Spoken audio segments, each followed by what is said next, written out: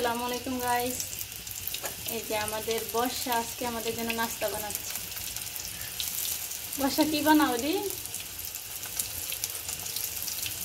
Chicken fry হচ্ছে। চাঁদ রাত উপলক্ষে বর্ষা আমাদেরকে এগুলো খাওয়াবে। আর এখানে কি ভাজি নিছ? চিকেন পকোড়া না?